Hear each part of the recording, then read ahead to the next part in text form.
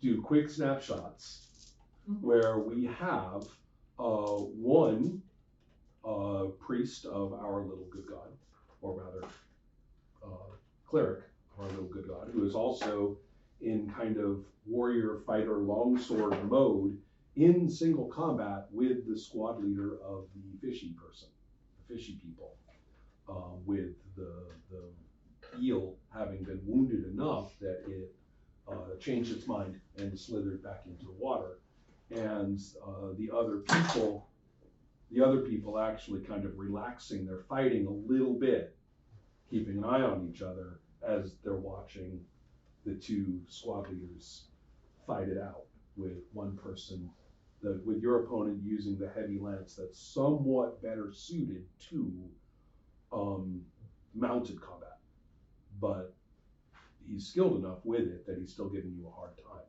And I believe you've taken a little bit of damage, whereas I think you've done him. I think you've done him -5 hit points. Yeah, is what I've taken. Yes, and his wounds are, if not identical, they are comparable. They are in the same realm. Range is the word I want. Now, you are in that situation, and we should remember, and this applies to everybody in combat, we are talking about 1 minute rounds. So that means that there's lots of opportunity for dialogue, because you are not simply standing there frozen and then chopping once and then letting the seconds tick by until the round is over. Sometimes we do that. We just assume that you were fighting all the way through the minute, and that whatever happened with the roll is occurring somewhere in there or among it. But if you want to do other things, let me know. We have time for some nuances, some possibility of actions. The same goes for the two of you in your combat rounds. And you can say, I have time to go over there. And if there's something in your way, then we might want to see after the roll. If you ran onto their sword and did no damage to them, then you probably don't get to go over there. But you see what I mean? There's room for moving around, or sometimes there's time or room for you to do something as well as fight. That's your situation. Yours is, you are indeed in the creepy basement next door. Well, it's not really a basement. You're still on the ground floor. And what did seem like a dangerous situation, which is these skeletons, leaping upon you and upon your henchmen. But all of the skeletons, including the ones around the corner, are now crumbled and as I said, they actually fall and shatter and crumble in the very posture of trying to run away. So that has just occurred with you guys. To clarify a little bit, there has been some shifting and motion behind you where some baboons are, but nothing at this point has indicated that they would be coming forward. They are stealthy bookers though, so you never know. Okay, so that's the two of you. And now for the complicated ones. Both of you are operating in a slightly different time scale. You're not in combat rounds. Yeah. You and Osmorn have identified and shattered the Chaos Spear, for lack of a better word. I believe you may be somewhat... I'm broiled. Yeah, well, not only that, but you're also... covered in it. You also, well, after you smush the beer, now you've...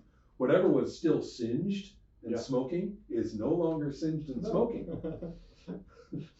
but on the other hand, it smells of beer. It's best beer. So they say. So anyway, did that just occur? Yeah, and I think I still have the darkness spell active. So right. It's still kind of in the combat rounds, I guess. Yes, It okay. lasts for a few. rounds. Yes, depending on Yeah. And, how we want to yeah. handle what And I comes think next. Osman was about to give a sermon. Right. to Well, if the pacify darkness the- is still, if the darkness is still, I might have something to do. Yeah. that's actually sort of an interesting point. Okay.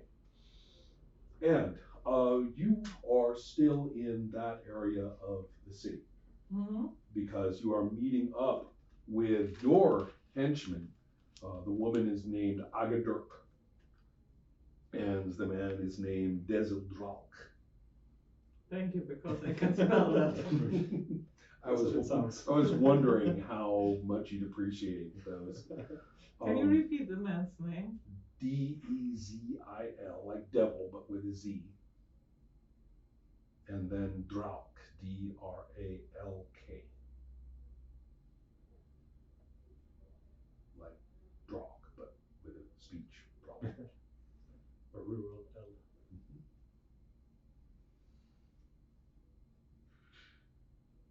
I'll never. But I'll try. So they have joined forces with you to share information. Remember, you had sent them out to gather information. And the good news first is that Dezeldrak has said, or tells you, and I think of him as kind of a round guy with lumpy features, and he tells you that he has made contact with one of the maids inside the tower. They leave messages to each other. He set up a means of communication. And Agadirk is very pleased and says, those people who came and visited, I know who they are. We have Phaethon of the Black Mist and Daria of the Emerald Eye. These are highly placed city officials. These are people who have something to lose, or people who have something that they want.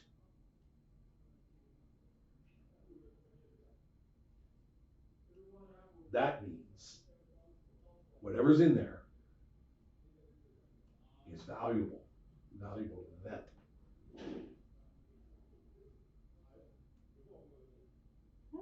Excellent, says Dezeldrak. All right, boss, when do we go in?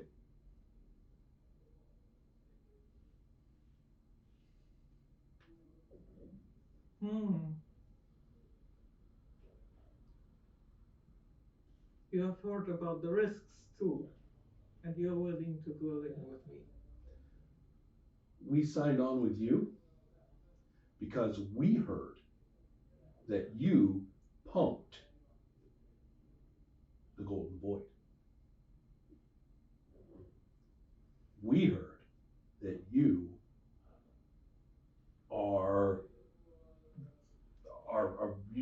you'll take on these politicos, Well then, and that means money. means risk too. To all of us. Agadirk goes, she's the big woman, she goes, mm-hmm. Good. There we go. As far as towers go, it's shockingly simple. There seems to be one door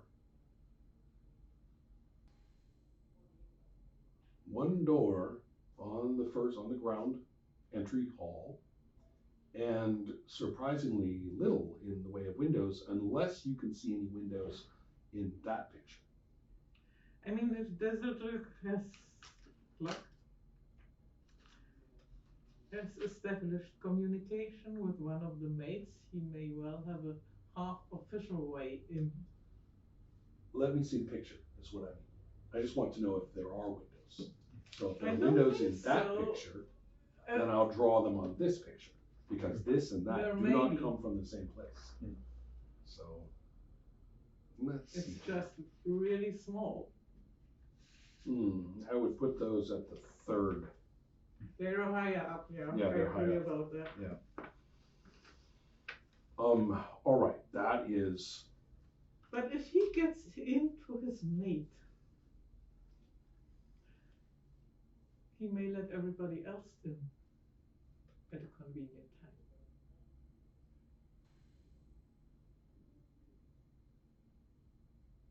Is my thought. Okay. Then you guys are planning things and making plans, or thinking about how the tactics. Let's go to specifying a bit more about you. You're in the vaguest state at the moment. Okay. And I think the first consideration is that everything is still dark. Yep. And that there is no immediate ability of anybody to get to you or anywhere else that they want to, except by accident. And that you are aware that Osborne is casting a spell, which oddly enough takes exactly the same amount of time as casting darkness, because it's light. So therefore, so that's what he's up to. Yeah, I think I'll let him do. Okay. Do that. Yeah. Right. Because it could disrupt it in the middle if you want. But I think Throwing a rock at it or something. I'll play nice for the time being. Okay. And so he says, back foul darkness, spawn of chaos. It's an orderly darkness. fair. It's an orderly darkness. And sees you, covered with beer. Yes. And did he know that the beer was the? He did know. That's yeah, right. He told me. That's right. Yeah. He did. And so therefore, and then he says, "Well done," and he holds up his hand, which is glowing with his holy symbol in it. And yes, he has a cool holy symbol as opposed to your dagger, which reeks of evil in its very shape, whatever that is. And is glowering around at the crowd and saying, what do you think you're doing, interfering with or colluding with the enemy against rightful ordination? And he's making a bit of an impression. He's managed to stage this well for some reason somehow. And so that's our beginning. Yeah. Do you want to talk to me about this, or how do you want to handle it? I'm playing along. I'll be the bad priest and he's the good priest. So I just stand at the side and glower. Okay. Maybe, I don't think we say amen, but that kind of support for him. Certainly. Yeah. Well, here in Xynos, Zynos, which is that side of the neighborhood, we know proper behavior, and revelry is approved of in its proper time and place and according to rules of comportment. You see what happens? He points around. There's burning things. There's some corpses. He says, look at these poor people For shame. who have died and suffered at the hands of the tentacles of chaos, the disruption of all things. And you, and he points to one person at random, flinches. You took part in this. Tithe 10% to ordination today. Everybody else attempts to look as unchaosy as possible.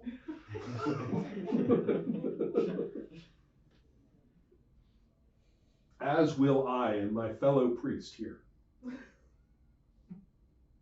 in the hopes that all of you will benefit from our example. Come on, he says, and takes the fellow by the shoulder in a manly way to say,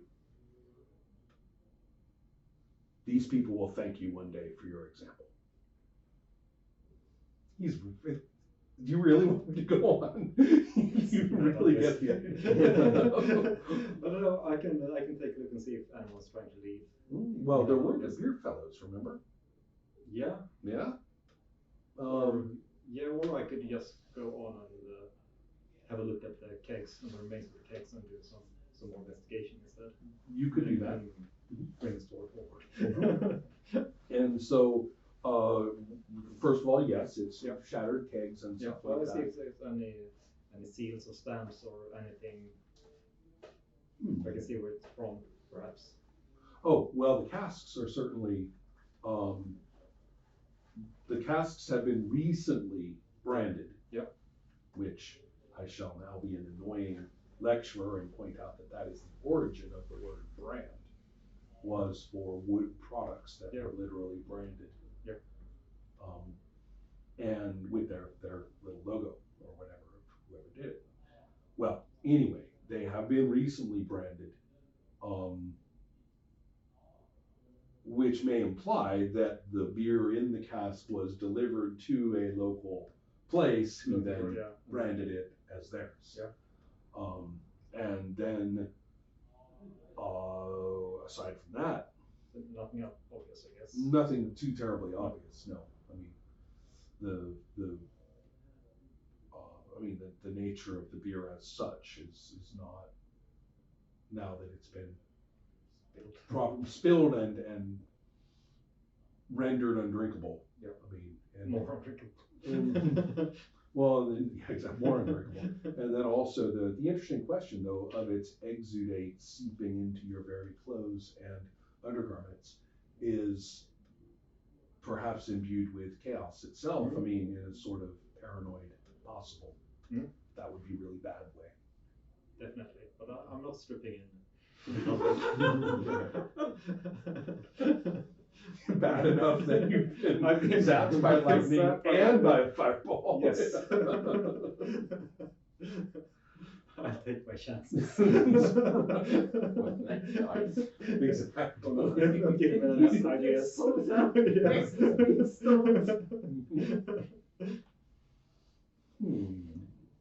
Okay, so Mayor Beneth of Xynos, Okay. has arrived. She runs up to Osmorn. Yep.